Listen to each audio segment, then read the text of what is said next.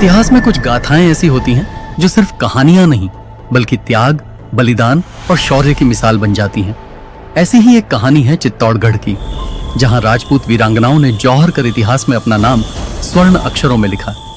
आज हम आपको सुनाने जा रहे हैं रानी पद्मिनी की वह अमर गाथा जिसने अपनी आन बान और स्वाभिमान के लिए मृत्यु को गले लगा लिया। चित्तौड़गढ़ किले का महत्व। चित्तौड़गढ़ किला राजस्थान के सबसे प्राचीन और विशाल किलों में से एक है। यह कई बार घेराबंदी और युद्ध का साक्षी बना है। किले का निर्माण। चित्तौड़गढ़ किला 7वीं शताब्दी में मौर्य वंश के शासकों द्वारा बनाया गया था। यह मेवाड़ की राजधानी थी और राजपूत वीरता का प्रतीक मानी जाती थी। राजपूतों के लिए इसका महत्व। यह किला न केवल रणनीतिक दृष्टि से महत्वपूर्ण था बल्कि राजपूत स्वाभिमान और स्वतंत्रता की पहचान भी था। रानी पद्मिनी का परिचय। रानी पद्मिनी को उनकी अद्वितीय सुंदरता और बुद्धिमत्ता के लिए जाना जाता था। उनका विवाह मेवाड़ के राजा रावल रतन सिंह से हुआ था। अलाउद्दीन खिलजी की चित्तौड़ पर नजर। दिल्ली के सुल्तान अलाउद्दीन खिलजी ने रानी पद्मिनी के सौंदर्य की प्रशंसा सुनी और उसे पाने की इच्छा जताई। उसने चित्तौड़गढ़ पर आक्रमण करने का निर्णय लिया। रणनीति और छल। खिलजी कई महीनों तक चित्तौड़गढ़ के घेरा डाले बैठा रहा, लेकिन कोई सफलता हाथ नहीं लगी। अंत में थक हार कर खिलजी ने रावल रतन सिंह से संधि कर ली एवं वापस लौटने का फैसला ले लिया। लेकिन खिलजी ने धोखा देकर रतन सिंह को बंदी बना लिया और शर्त रखी कि यदि रानी पद्मिनी उसे स्वीकार कर लें तो वह रतन सिंह को मुक्त कर देगा। चित्तौड़ का युद्ध। रानी पद्मिनी ने अपनी चतुराई से एक योजना बनाई और 700 पालकियों में राजपूत सैनिकों को भेजकर राजा रतन सिंह को छुड़वा लिया। इससे गुस्साए खिलजी ने चित्तौड़ पर आक्रमण कर दिया। युद्ध की भयावहता।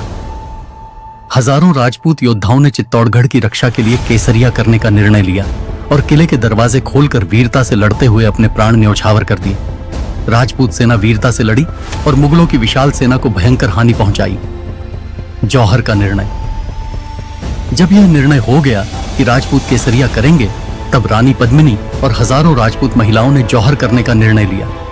जौहर कुंड में अग्नि प्रज्वलित की गई और सभी महिलाओं ने आत्मसम्मान की रक्षा के लिए अग्नि में कूदकर बलिदान दे दिया। राजपूत वीरांगनाओं की कहानी। यह केवल रानी पद्मिनी का ही बलिदान नहीं था, बल्कि हजारों महिलाओं ने अपने आत्मसम्मान और मर्यादा की रक्षा के लिए अपने प्राण दे दिए। इतिहास में यह बलिदान अद्वितीय है जिसे दुनिया हमेशा याद रखेगी। जौहर का ऐतिहासिक प्रभाव। चित्तौड़ की इस घटना ने पूरे भारत में राजपूत वीरता की मिसाल कायम की।